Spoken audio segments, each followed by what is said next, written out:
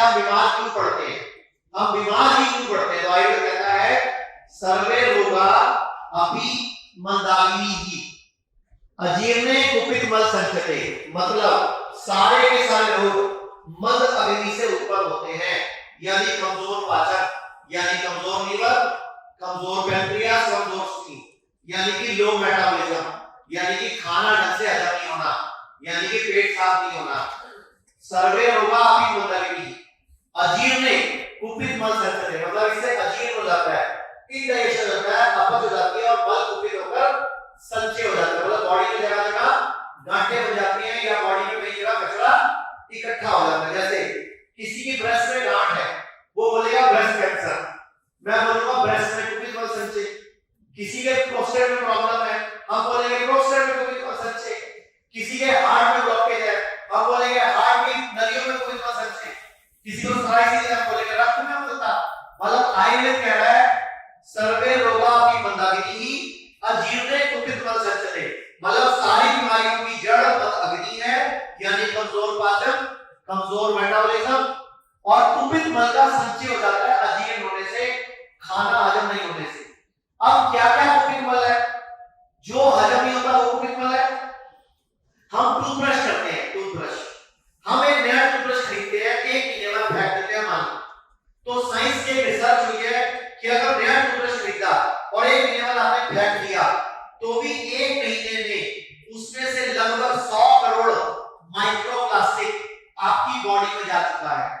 300 से 500 करोड़ नैनोप्लास्टिक आपकी बॉडी में जा चुका है एक टूथब्रश से एक महीने में।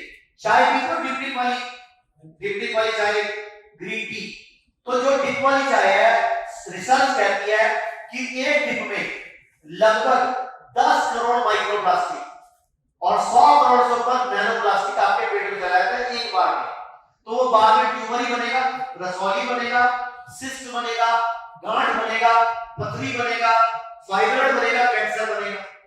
तो मैं आपको एक रिसर्च बता रहा हूं, कुछ साल पहले विदेश में रिसर्च हुई, कुछ नस्ल की बिल्लियां इकट्ठी करी, उनको कई दिन तक कई तरह के खाने खिलाए, चूहे खिलाए, उनको पनीर खिलाए, नॉनवेज खिलाया, ब्रेड खिलाया, कई कुछ खिलाया और उनकी जांच की गई।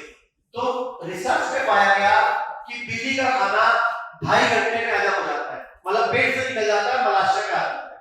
अब उसी बिल्ली को अगले दिन सेम टाइम पे सेम खाना खिलाया गया, लेकिन जब उसका खाना खत्म होने वाला था तो आधा मिनट पहले हर कमरे में एक कुत्ते को ले आया और कुत्ते ने बिल्ली को काटा नहीं, कुत्ते ने बिल्ली को पकड़ा नहीं, कुत्ते ने बिल्ली को खाया नहीं, क्योंकि कुत्ते को गाड़ने पकड़ रखा था, लेकिन कुत्ता बिल्ली को देख के भौंका और बिल्ली डरी।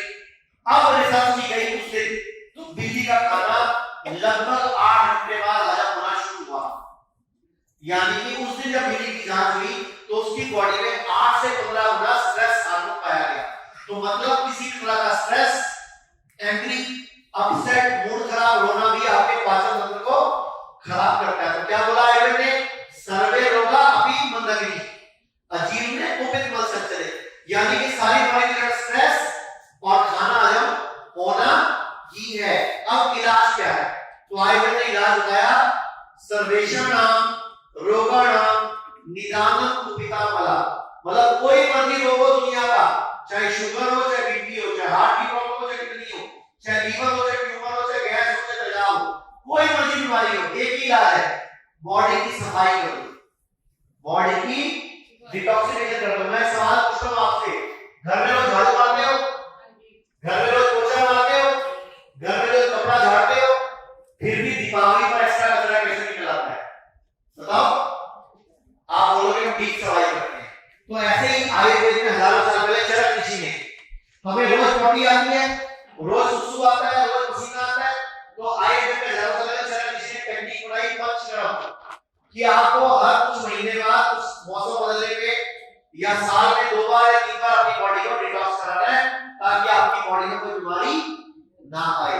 तो एक श्लोक हो रहा है लास्ट में, आयुर्वेद कहता है शुद्धो देहा मनुष्य यस्य सदिति वर्षकम, कि शुद्ध देह और शुद्ध मन वाला मनुष्य 100 वर्ष तक स्वस्थ सुखी रहता है।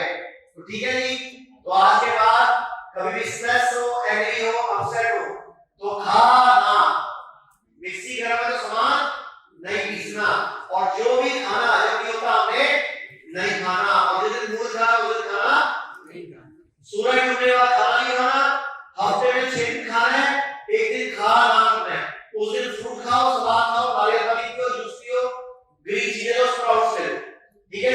लोग कहते हैं आयुर्वेद गंभीर बीमारियों का इलाज नहीं कर सकता, लेकिन अगर पूरे भारत में कोई गंभीर बीमारी से परेशान है तो आयुर्वेद को ट्राई करने तो आ सकते हो ना, पंचकर्मा करा सकते हो, नुकसान तो कुछ होगा नहीं, लेकिन बॉडी हील कर गई तो जिंदगी आपकी बन जाएगी। और सभी प्रकार के हेल्थ इंश्योरेंस हमारे 120 सेंटरों पर चलते हैं।